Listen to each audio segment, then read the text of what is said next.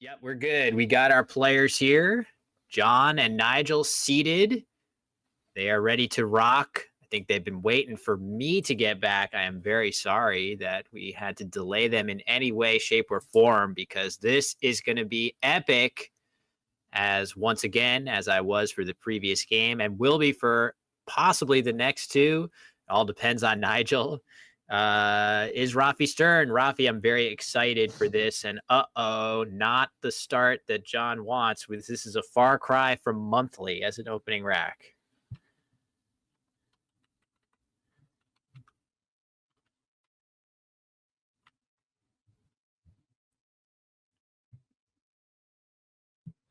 Yeah, I think he'll probably quickly exchange. This is very interesting. He's clearly RE blank leave from previous game, but again, it's very close whether to keep the A or not here. But I feel like if someone's going to exchange very yes, so interesting that his.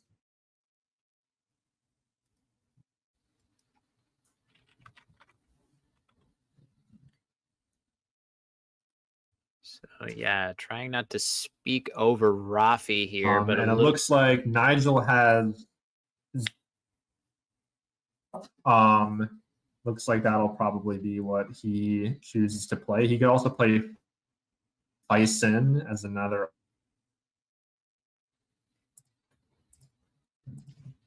So yeah, Fizz. I think Rafi going into Fizz versus Fison.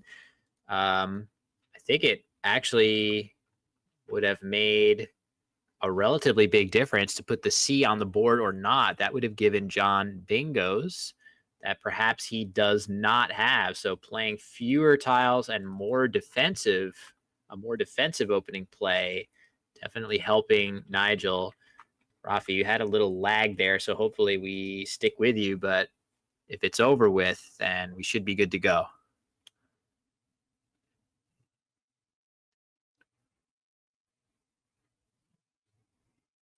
Oh, okay. So we're going to have Rafi exit our command center and rejoin and hope that that improves his audio, as I'm not able to hear him at this time. But he'll be back in just a second as we're over to Jon, whose tiles look very good with the exception of maybe the U. If you replace that with almost anything else, you would likely be seeing a bingo here. But instead, Jon with a very tricky decision on his hands. Do you play? What do you play if you're Jon? You could just play the O and the U right here, but that would be a little bit scary to do. Could you play auto right here? That would use up more letters, but open a huge scoring spot back to Nigel that maybe you're uncomfortable with. As we welcome Rafi back. Rafi, let's give a check on how your audio is here. Testing. Am I good? Sounds a little different than it did before, but I think we're okay. And a very defensive choice here by Jon of just Eta alongside Fizz, scoring 25 points at a cost to his leave a little bit. I feel like there is some logic to this, Rafi, given that not a lot of the other plays available seemed really good from a defensive standpoint.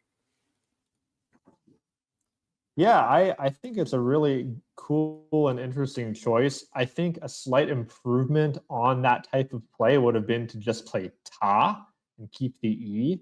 The E really improves the chances of bingoing. But yeah, Eta is definitely a fine choice and is very stylistic depending on what Jon's goals are. And maybe against Nigel, he really wants to have a very closed board.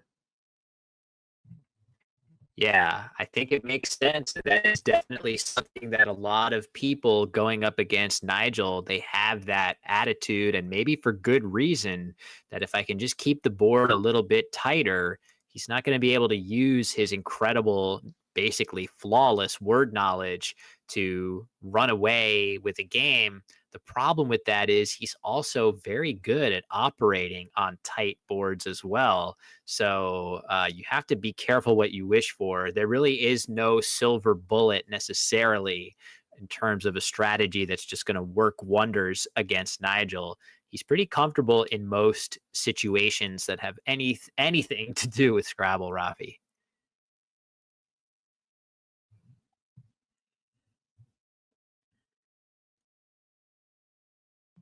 Yeah, he's kind of like a hybrid between David play the wide open boards like a boss, and he can play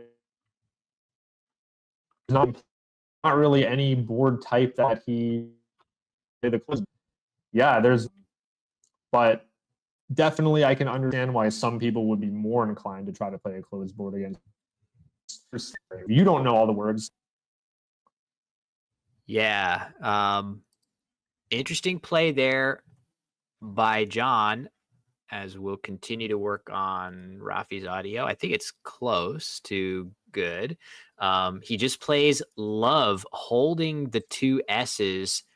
That feels really sensible to me from Jon's perspective, I would say. Yeah, I guess you could tack on the other one to undouble it. But the nice thing about this is that with the two S's in hand, if you do draw a bingo, it's very likely to play with feels, and you're not giving Nigel any unnecessary information. If Jon had tacked on one of his two S's here, that tells Nigel a lot. Of course, we know that he has um, a bingo, and he's going to play one of his, many different options of bingo here. As I get the score updated with Jon's 13 points, looks like he's considering playing Gantt line through this end for the maximum score. Maybe Nigel will consider sacrificing some points with the more normal word of latening, but he is going. Oh, look at this. Very weird choice, Rafi, by Nigel. Wow. Is what could be. So he's clearly doing this to not open the triple lane, potentially, reasoning that an S hook here is nowhere near as devastating as if you slid this word over and ended with the E in the triple lane. Nigel could lose the game, or not lose the game, but lose his advantage in the game nearly immediately. But this is a really surprising move to me.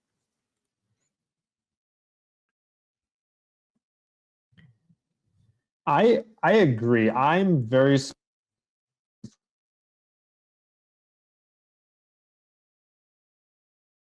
that he did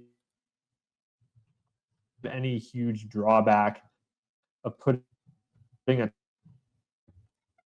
right here on the double words. Would have played the triple lane. I probably that I don't understand.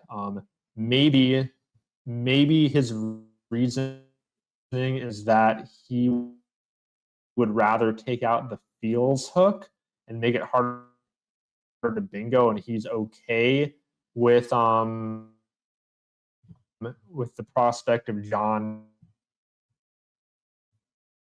plays. He played 8 playing, and because if you, and then love, and pretty much no way that he has a high when he has scoring tile. So if he does have scoring tile to be able to hit that spot big, have the option of lanes, and he was okay with giving up a 40 or 50 point play right in that spot. On killing. Yeah, I think so hearing you guys in the chat, it's frustrating because we know a lot of great insight, I should say, coming through from Rafi, but we will try to fix the audio issue. Rafi's point there was that this could be a really cool acknowledgement of playing Gantt line here, actually blocking the S hook here. Yes, you do give back a nice scoring play to Jon, but you potentially give back fewer bingos by placing it where Nigel did. In any case, nice play by Jon of Devs using one of his two S's, and Nigel immediately responding with paddle through the E. Looked like he had a few too many vowels there, and he's balanced his leave quite nicely by playing that. Only issue, I suppose, is that the S on Nigel's rack doesn't really have a natural home anymore on this board for words ending in an S. So over to Jon, and I feel like potentially the best option for Jon here would be updos. And if you're wondering why could that possibly be a word, it's because I believe it refers to a hairdo. The updo, you put your hair up. Not something that I can do, especially now that I've hit 40 years of age. And yeah, he spots it. Very nice. 33 points, leaving NOS. But look at that. Nigel already had bandages set up on his rack through this A.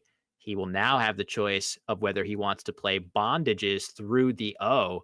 So spoiled for choice is Nigel, already up by a solid number. And Dogbane's even better, in fact. So Dogbane's slotting the B right here is going to score 86 compared to 82 for bondages in the same spot, and 74 to bandages across the board. And of course, as you can see, Nigel getting set to play his 86 pointer here just in the nick of time. Jon drawing a blank that's going to potentially allow him to keep pace in this game when it seemed like Nigel was about to go up by a very commanding margin. Jon's going to be able to answer with something, I believe, to keep pace here. What that is, not 100% sure yet. Maybe I'm just assuming, but I guess at the minimum, he's going to have connotes through the E of Dogbanes on the board, which I do expect Jon to see. He might take a little bit of time to do so, because you really would love, if you're Jon here, you're now trailing by over 100 points in a game you really need to try to win. I would love, if I'm Jon Shreve, to play a bingo here across two double word scores, and if at all possible. No such play exists. Trying to get that score updated. There we go. So this is a bit of a trap in terms of how much time Jon might spend here trying to find a good play. Is he going to try to find a bingo ending in P? Non-stops is a valid word. It just does not extend far enough across the triple. So yeah, connotes maybe the best that Jon can do, although that does put a C out in space, which maybe he will not want to do. Tough turn for sure. I think we have Rafi back. How would you approach this turn, Rafi? If you see connotes available as a bingo for Jon, you'd probably assume there's got to be something better than that. Yeah, I would look to the P, but it's very hard to end an 8-letter word in P. So I don't think that I would look there very long. I would want to look off that A and Gantt lines as well. Looking for a double starting with A. Like, you almost have Arnatos, but not quite. So I would probably spend a minute or two looking for something better here. Maybe even a disconnected 9 through the A and the E up top on a row 2. But yeah, would probably spend a couple minutes looking for something better and then be resigned to play the kind of crappy bingo. Yeah, there are so many words that look like Arnato that I'm almost a little bit concerned that is it possible that John would ever try this? Anatos with two N's, two O's, and two T's.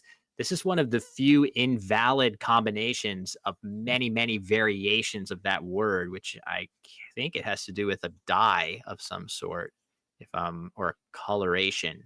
I could be totally off on that, but it would be tempting to try that just because, as I say, a lot of similar words. But yeah, against Nigel, you got to be sure to lay whatever you are thinking of playing on the board. Yep. John is doing his due diligence to look for something better. The good thing about connotes is it doesn't put a vowel right below that double letter score. So it doesn't give back a huge comeback play, at least, but it is not very good for keeping the board open for a bit of a comeback. The good news is he's not going to be down by an insurmountable amount. So there is a chance for him to open it up later, and there's still a good amount of room in the top part of the board. Ooh. This is a cool choice. I was wondering, maybe this is the play for long-term openness rather than putting the C out in space, which at least in the short term is very defensive, not allowing any hooking plays. Of course, I guess if I'm John, and he seemed to see connotes there for the record as he plays nanobots, very nicely spotted by him, only 2 fewer points than connotes. The only thing I would say about placing the C here is if you do find a way to productively play through the C, all of a sudden you are creating more space on the board, potentially multiple lanes that are scary for Nigel to deal with. But I have no real quibble with nanobots. And for his trouble, John is rewarded with the second blank, Rafi. So this is definitely not over just yet. Not 100% sure. I'm looking around to see what is he going to do with this. That E of Dogbane. There we go. Trot line to the E of Dogbane. There you go. John should see that after some thought. So Nigel is not going to block it. Seems like he's likely to play Je right there unless he pivots to Murex, which would block it. Wow. Oh, it's still you get trot lines. That is pretty funny. And I think that John will probably see trot lines. Looking into the ES is very natural to look for with this rack. Oftentimes it can be very hard to find nines, but nines that are an 8 with an S at the end are not that hard to find. It's basically just finding the 8. So I feel pretty confident that John will be able to see trot lines here. Yeah, he could really use it here. This is not a good set of tiles if you are not able to find a bingo. There is one available, and it is far from foolproof either, because when you look at how it actually would fit on the board right here, it definitely gives plenty back to Nigel. In fact, there is a chance that he'll be able to play very productively through this O, although I don't know, maybe he's not sure. Usually he gives us that foreshadowing of what he would like to play here, and I'm not 100% sure yet what he has planned, but yeah, trot lines, 62 points, definitely a must, but John is going to need even more help from the bag here. He's already down by quite a lot. 62 is only going to cut a little bit into this nearly 100-point deficit, and then Nigel is going to score well. That play of Murex was really cool, Rafi, blocking a lot of the open tiles, the S and E of Dogbanes, and setting up his J. Maybe that's what he has. He's just thinking about playing JO in that spot. That is really cool. Not sure I saw that until a moment ago. Yeah, that was fantastic recognition of just a combination of setting up the J, blocking 4 bingo lanes, and unduplicating his R's. So that is vintage Nigel right there. Very, very, very nice recognition of the value of his tiles and the value of closing the board. Looks like Jon might be getting set to play intro, which would be a bit of a missed opportunity. Although, again, that would not be the worst. This isn't the worst time to miss a bingo, in my opinion. When your best scoring bingo scores only 62 and opens a triple really usefully. Back to Nigel. That being said, I really do think he's going to want to take those extra 44 points compared to intro if he were to see it. Still has some time to do so, hasn't committed to this play, but certainly the INTR set aside on the rack, Rafi, makes me think maybe we're going to see that 9-letter word get missed. Yeah, the biggest downside with intro is that Nigel, not always, but sometimes will play through that N, and then you don't really have anywhere good to bingo. So yeah, you might have another chance at that blank, but this is a pretty closed board. There's not a lot of options, and finding trot lines immediately here would be a really, really huge help to Jon. I'm also wondering if he's looking for nines through that A and E up top. The A and E go really well with his tiles, and there could be a 9 there some of the time with very, very similar tiles, but in this case there wasn't. Yeah, great point. With all those consonants on Jon's rack, the 2 vowels at the top of the board would have been very appealing to look through. But no dice. There was nothing there. Only to the ES at the base of the board was there actually a valid bingo to play, and Nigel cashing in that J. There was great upside too. If Nigel drew a little bit better, you could easily see a very, very big play, as long as you just need to get just the right consonant right here in this square. And if you did, Nigel could be scoring even way more points than this by overlapping all the way down Murex. Instead, he will settle for Joe for 41, running his lead up pretty high. And back to Jon, who's drawn the WH combination. I saw the bingo of Whipptail through the eye of intro right away, but maybe even more so than last time. Might not be time to play that if you can come up with some other decent scoring play that keeps the blank here, Rafi. I just feel like 64 points. He's going to want to get more than that for his bingo if possible. The one thing he does not want to do here is see Whipptail and then be confused as to whether it's Whipptail or Tail Whip and try Tail Whip to that P. That would be a ton of points, but that would be no points against Nigel. Tail Whip. Tail Whip is a Pokemon move, if I'm not mistaken. It is. It is. And in this situation, it would not be very effective. Yeah, here, because the bingo is so few and because tail whip is not a word, it actually would be considerably better to not bingo here. A good rule of thumb for keeping the blank and foregoing a bingo is somewhere around 25 or 30 points. And it varies depending on what your remaining tiles are and how many bingo lanes are open. And here he'd have to be sacrificing just 26 to retain IT blank. He plays wheel, WHEAL, through that E in devs. Yeah, this feels pretty good. Scoring nicely. At the same time, certainly if I'm Jon with my great WH combination, I would love to have a bingo to this S, but I just don't quite have enough vowels to do that. Jon's going to play Haw, which I think, again, this is probably better than Whipptail, even if he were to see it, just to score 30 and keep the dream alive for maybe with enough vowels you can hit as the board spins on me again. You could hit that S of updos, or maybe if you get really lucky, could you hit the X if you get something really, really lucky? Those are the type of plays that Jon needs, as Nigel makes another just beautiful overlapping play of Irk right there.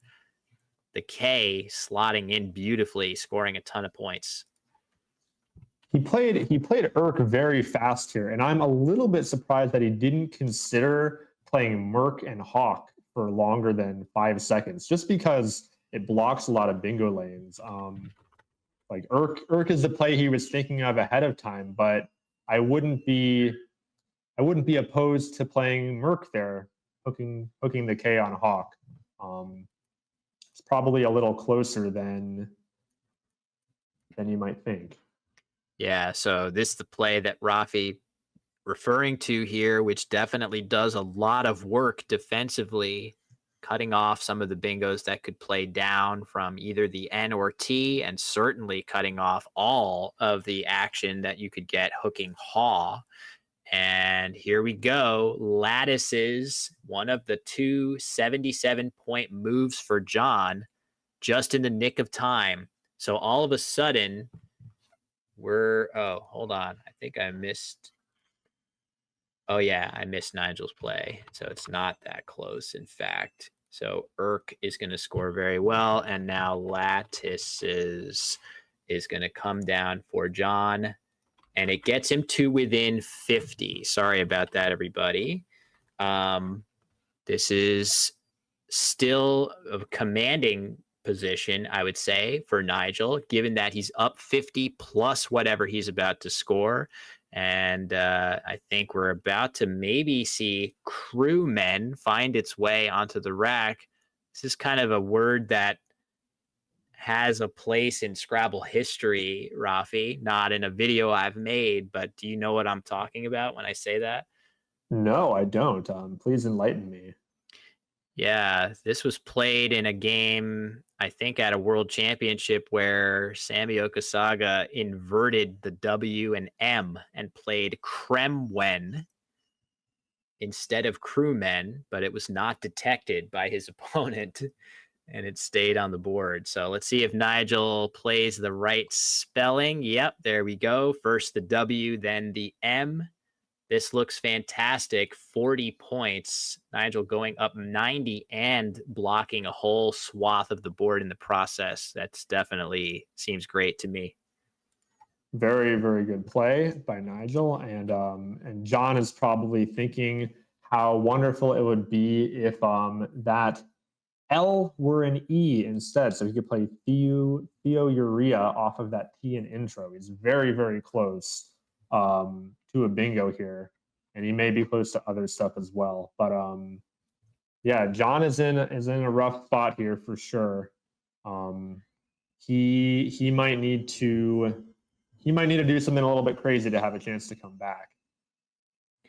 Yeah, it's just tough because one of the things that you can do that fall into the category of quote unquote a little bit crazy would be to throw open a triple lane somewhat recklessly and hope that Nigel just does not have any good letters to address it. That would work a lot better if there was already an existing opening on the board that was that threatening. Unfortunately for Jon, it's really only this part of the board that you could even open in a super threatening manner right now. And if you did that, that would immediately become a red alert spot that Nigel would have every incentive to deal with immediately. So, because of that, it certainly feels like this is a tough situation for Jon here. Really mostly very accurate decisions on his part. I even feel like intro versus trot line was not particularly a huge mistake. It just seems like Nigel has had the tempo, and of course that beautiful play of Murex really swung things heavily in his favor, as we're going to just see OH no be played there. Doesn't really open too much, Rafi, but I don't see a great way of accomplishing that goal. Yeah, in this situation, sometimes you just have to score as many points as you can and hope that you hit something nice off of what currently is available to you. The board is not dead. There is an I to bingo down from to the triple that could score a lot of points. The T is still open. The unfortunate thing for Jon is there are no more hooks in the pool to haw. So there's no way he's going to be able to benefit from that spot. So he has an uphill battle for sure, but he's not quite out of it yet. Yeah, he's got some chances. Of course, the two U's on the rack, definitely not what you would normally want to see.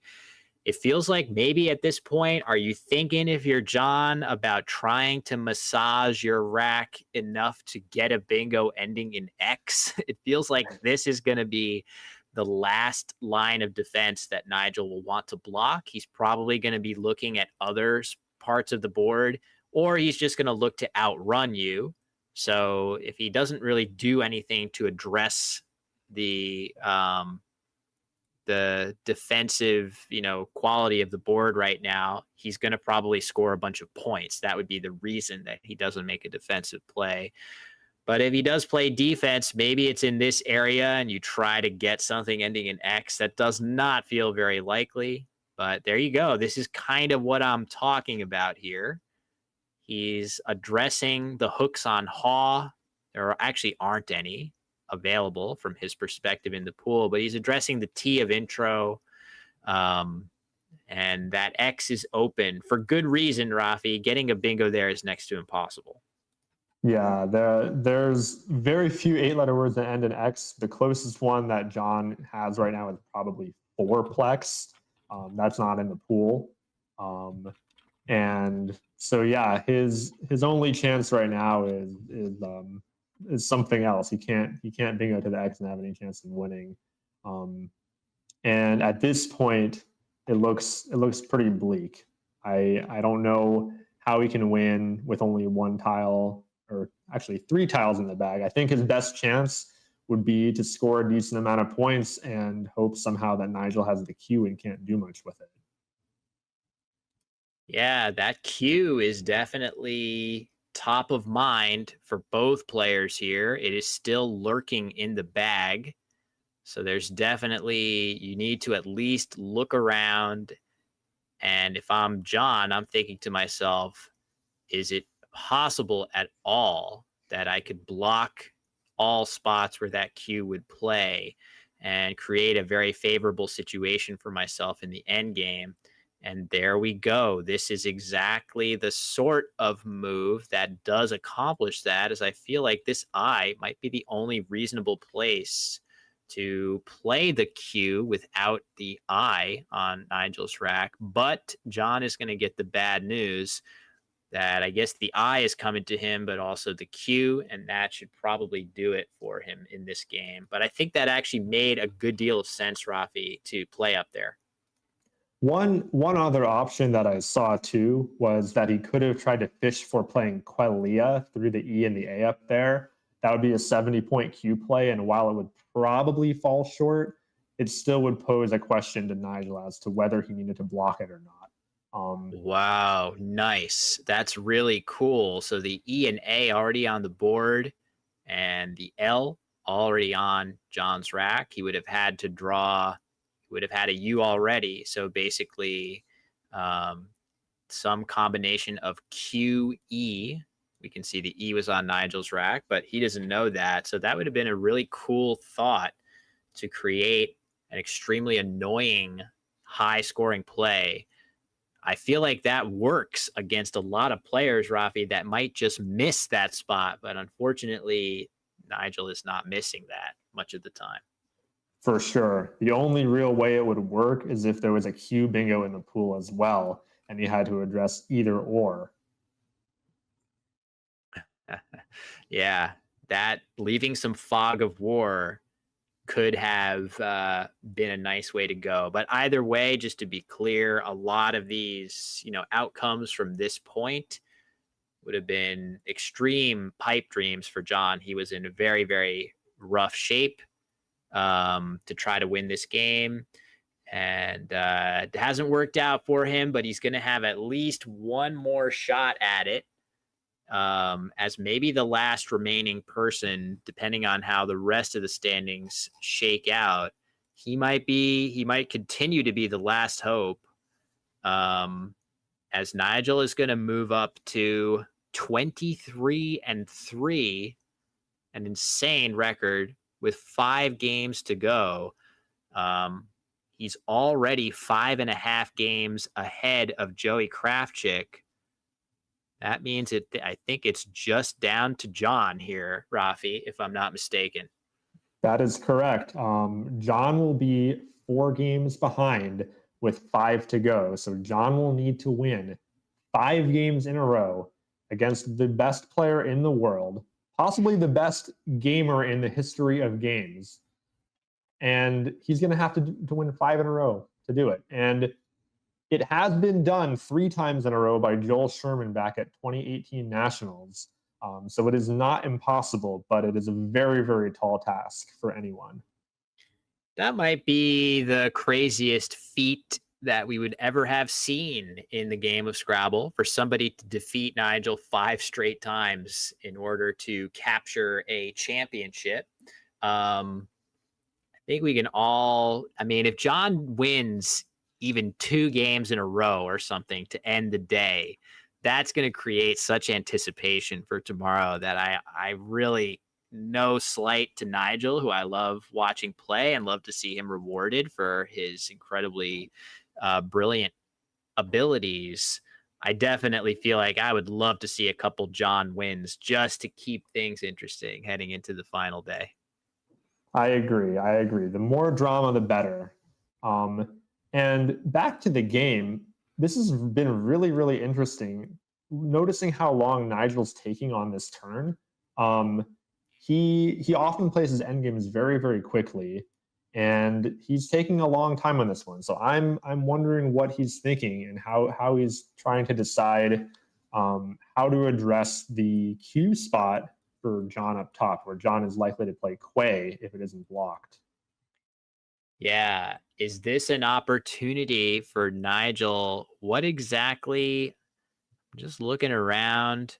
So I guess the issue is that this spot is way better than, I suppose, just Toke or something like that. I'm not even sure what else Jon can do, Rafi, at the lower left area of the board, if I'm not mistaken. So maybe playing up high winds up working better. All right. Oboe instead is the play. This is interesting. Looking along on Quackle, this is not the play that Quackle wants him to play. In fact, it's nowhere to be found on the list. Interesting. So I'm very curious to have a look at this with an even stronger engine and see if it concurs with Nigel's choice here.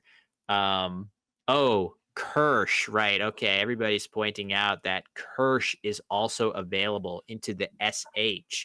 So sacrificing too much to block up high makes no sense when Jon can score in the 30s in both spots. And to his credit, he spots it. That's really nice. Great job by Jon, who has actually really impressed me in his 2 games that we've gotten to watch here, Rafi. And now Nigel will have the ability to either go out with yay, or he may just plop his Y down first because Jon has IOU and no great place to play all 3 of those. And that might have been where the engine had a misstep and didn't find Oboe, because after Kirsch, it is very clear that the best play is not to go out in 2. And the engine really likes to find out in 2s, and it kind of struggles a little bit with out in 3s. So it's possible that Oboe was indeed the best sequence, and the engine could not find it immediately.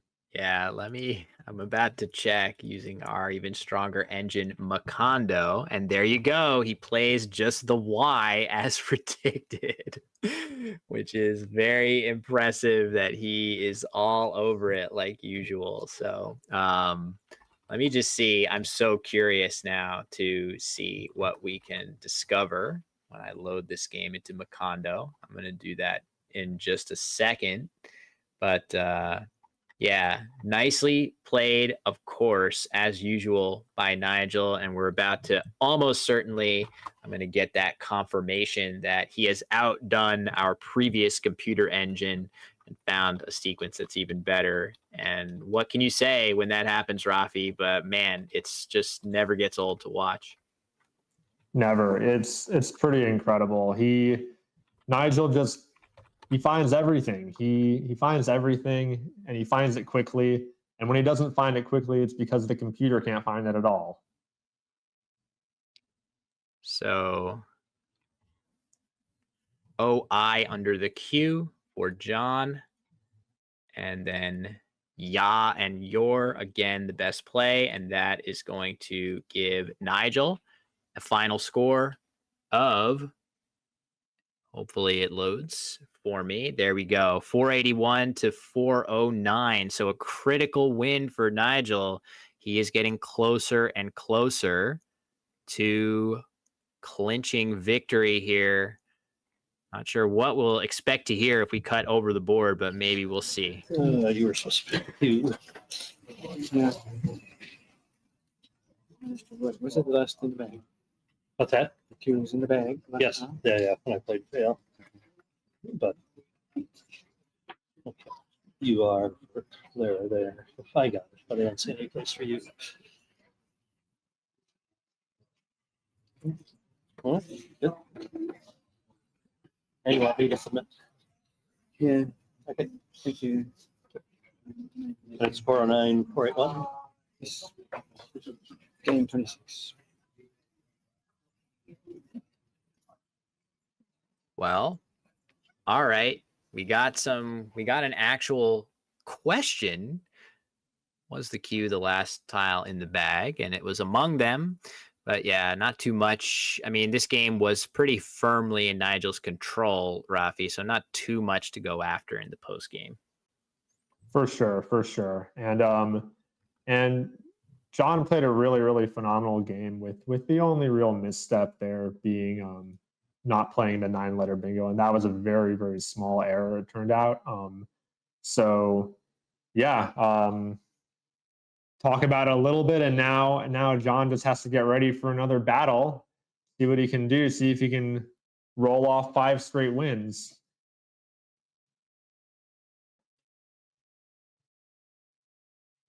Sorry, I muted for a second. I'm looking just to try to figure out. I might be doing something wrong, but looking at this end game using Macondo, it recommends a sequence for Nigel that winds up winning by 68 points. And as it turns out, with both players playing optimally, Nigel won by 72 points.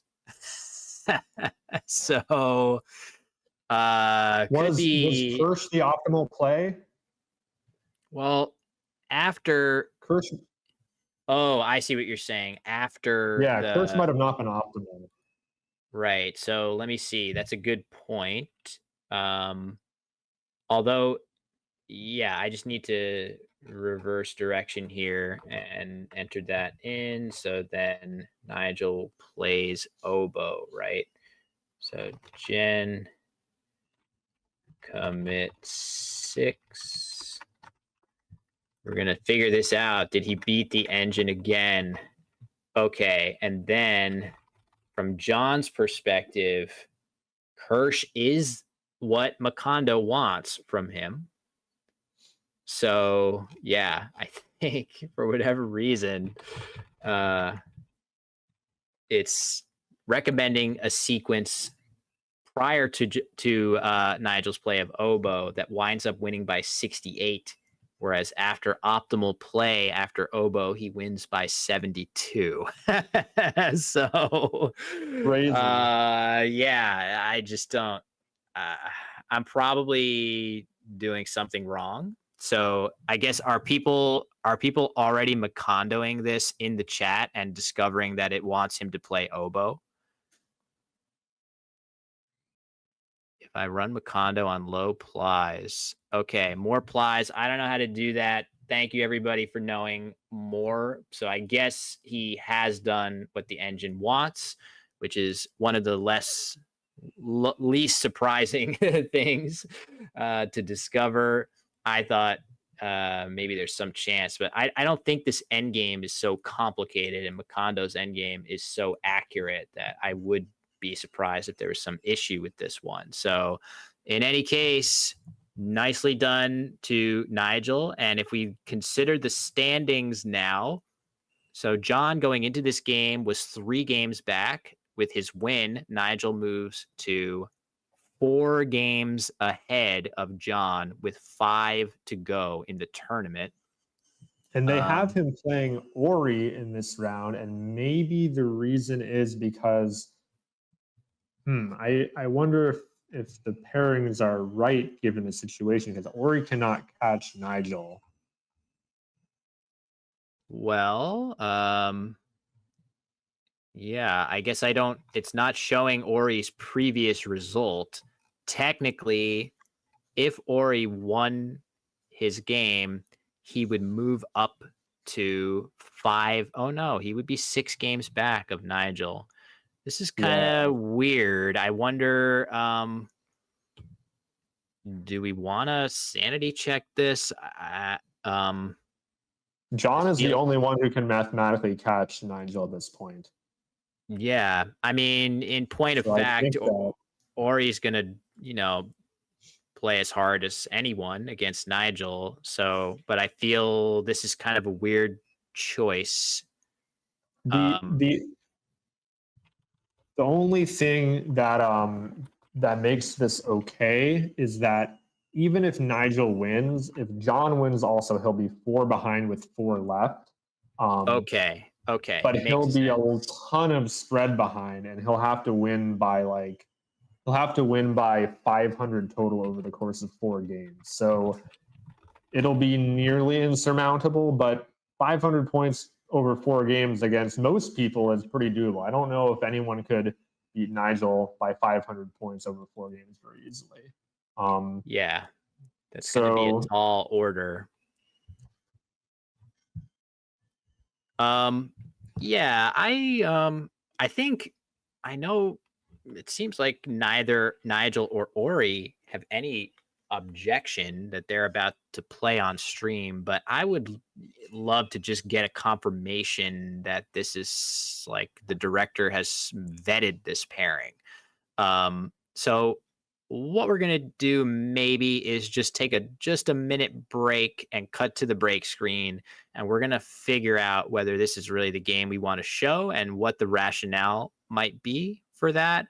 And we'll be right back. We're going to get you Nigel. We'll figure out who exactly is going to be his opponent. Maybe it is Ori, but let's figure this out real quick. We'll be right back with round 27 from the Word Cup.